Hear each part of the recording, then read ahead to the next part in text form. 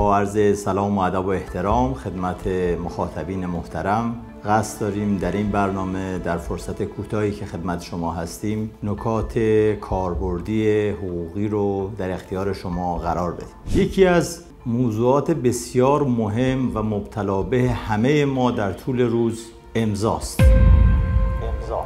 چیزی که ما در روز زیاد از اون استفاده می‌کنیم و به خاطر استفاده زیاد شاید به آن بی‌توجه هستیم. ما باید بدونیم که هر امضایی که پای هر نوشته‌ای میزنیم باید آثار و تبعات و نتایج اون رو ما بپذیریم.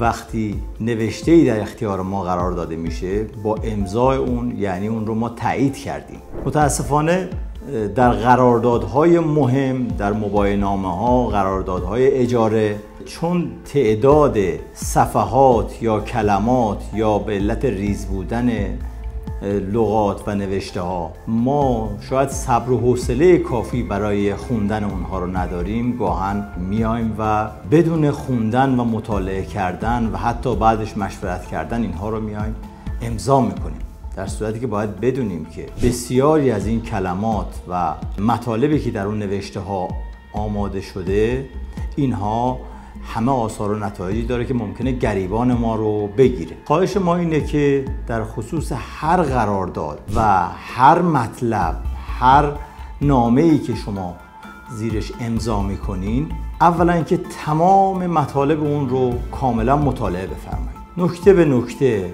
صفحه به صفحه همه رو مطالعه بفرمایید. ضمناً بعد از اینکه اونها رو مطالعه کردین با متخصصش مشورت کنین، صحبت کنین و تایید اون رو هم بگیرین. حتما متخصص ممکنه وکیل باشه، ممکنه پزشک باشه، ممکنه هر متخصص دیگه ای باشه. در نهایت اینکه همه صفحات باید امضا بشه. بسیاری از قراردادها رو میبینیم که فقط صفحه آخر رو امضا میکنن و این بسیار بسیار خطرناکه، چون صفحات قبل ممکنه مورد به اصطلاح خلل، جعل یا موارد این چنینی واقع بشه. امضا بسیار بسیار مهمه و ما انتظار داریم که اون رو خیلی جدی بگیریم.